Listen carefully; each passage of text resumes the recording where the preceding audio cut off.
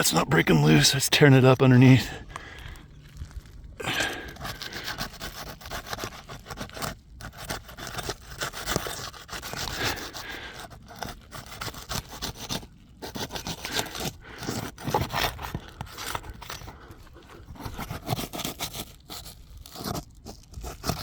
I just ripped it right there. It came through the shingle right there. This will not break loose. This tar strip is tearing up everything underneath it. You can see right there. There's part of the shingle right by that nail.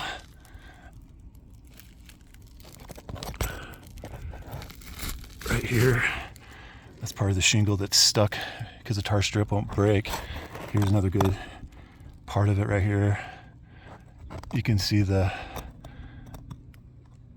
fiberglass right there from the shingle that up here that it won't break loose. There's a hole right here.